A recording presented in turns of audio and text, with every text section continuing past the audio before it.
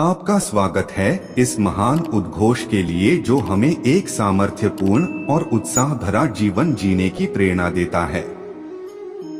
हम सभी को अक्सर अपने जीवन में बहुत सारे शत्रु महसूस होते हैं जो हमारे अग्रसर और सफल होने के मार्ग में रोड़ा बन सकते हैं। लेकिन क्या आपने कभी विचार किया है कि हमारे असली शत्रु कौन होते हैं? जब बात कृष्ण वाणी की आती है तो हमें यह याद रखना चाहिए कि हमारे असली शत्रु नहीं बाहरी संघर्षों में छिपे होते हैं, बल्कि हमारे अंतरीकृत अवगुण होते हैं।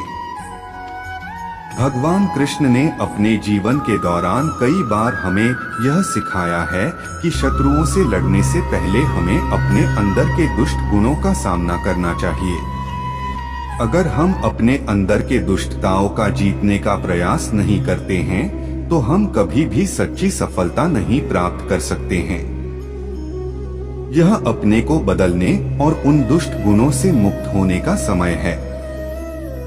हमें अपनी निजी जीवन में विकास के लिए शत्रुओं को तबाह करने की जरूरत नहीं है, बल्कि हमें अपने दिल में जो अवगुण हैं, उन्हें संधारित करना चाहिए।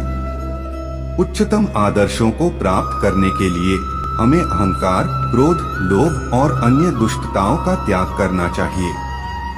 हमें स्वयं को संयमित और सद्गुणों से युक्त बनाने का प्रयास करना चाहिए। भगवान कृष्ण ने जीवन के मार्ग में अनुशासन, साहस, संयम और समर्पण का महत्व बताया है। हमें अपने लक्ष्य की ओर ध्यान केंद्रित करना चाहिए और उसके लिए संघर्ष करने के लिए तत्पर रहना चाहिए।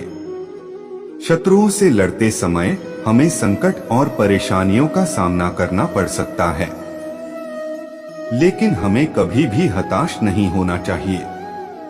हमें अपने आत्मविश्वास को स्थायी बनाए रखना चाहिए और अपने को शत्रुओं के सामर्थ्य से ऊपर उठाने के लिए प्रयास करना चाहिए। ध्यान देने योग्य बात यह है कि हमारे शत्रु आपातकाल में ही प्रकट होते हैं, जब हमारी अस्थिरता और अनियंत्रित मन हमें परेशान करता है। इसलिए हमें अपने मन को शांत और स्थिर रखने की कला सीखनी चाहिए। योग और ध्यान की प्राकृतिक शक्ति से हम अपने मन को नियंत्रित कर सकते हैं और एक प्रफुल्लित और सफल जीवन जी सकते हैं।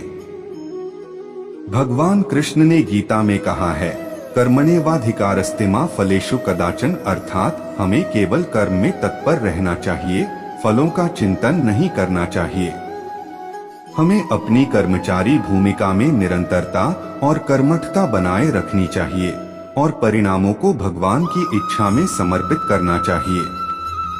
यदि हम अपने अंदर के शत्रुओं का सामना करने के लिए तत्पर रहेंगे, तो हम सच्ची सफलता प्राप्त करेंगे। शत्रुओं को जीतने के लिए हमें अपने अंदर के शांति और सद्गुणों को पहचानने की क्षमता का विकास करना चाहिए। भगवान कृष्ण की वाणी से हमें यह सीख मिलती है कि सच्ची सफलता और आनंद केवल भीतर से ही प्राप्त होते हैं। तो आइए हम सभी मिलकर अपने अंदर के शत्रुओं के सामर्थ्य को हराएं और एक ऊर्जावान, सक्रिय और सफल जीवन का निर्माण करें। हम अपने जीवन में भगवान कृष्ण की बातों को आदर्श बनाएं और अपनी प्रेरणा के रूप में उनकी वाणी का उपयोग करें। धन्यवाद।